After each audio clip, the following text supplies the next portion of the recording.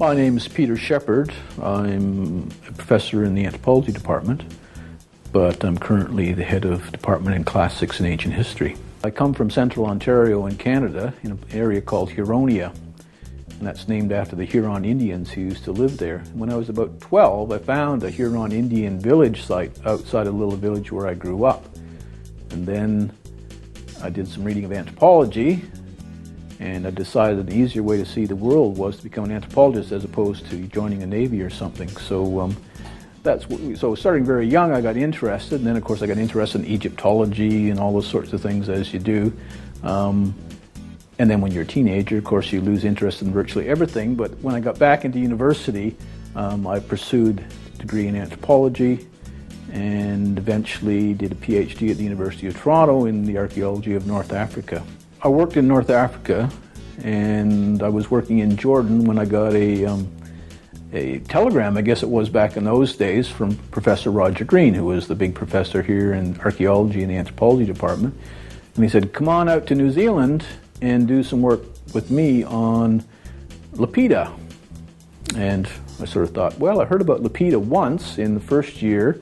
In New Zealand, it's someplace near Australia, and it's south, and for Canadians, going south is always a good thing. So it seemed like a good idea, and so I came here and I worked on Lapita archaeology in the Solomon Islands. And Lapita people are the people who first moved out into what we call remote Oceania from the Solomon Islands. In 1996, I started work seriously in the Solomon Islands. We worked in the Western Solomons with a colleague, Professor Richard Walter from the University of Otago.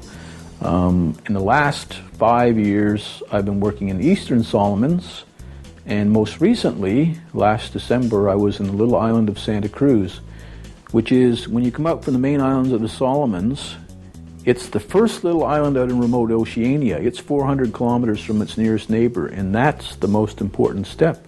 Because once people can leave the main islands of the Solomons and have the ability to sail right out, say, to Santa Cruz, then they've got the ability to sail into the rest of the Pacific, and that's what they did eventually, and that's the first step, you might say the first step for the ancestors of Maori, even.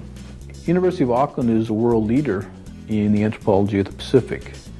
I worked here with Professor Roger Green, who was, up until he died a few years ago, the leader of Pacific archaeology. So it's the best place, was the best place to come, and it still is the best place. We have people here working in Easter Island, Hawaii, the Marquesas, Cook Islands. I work in the Solomons, but I've also worked in the Cook Islands and many other places in the Pacific. Archaeology requires a crew, and our crew usually is made up of students from the University of Auckland, sometimes from other universities coming to work with us as well. So at the moment, I can think of at least 3 different islands. We've got students out in the Marquesas, we've got students up in Hawaii. When I go to the Solomons, I take students with me. So it's a great opportunity. You know, somebody who wants to do research in archaeology, especially in the Pacific, should come to the University of Auckland.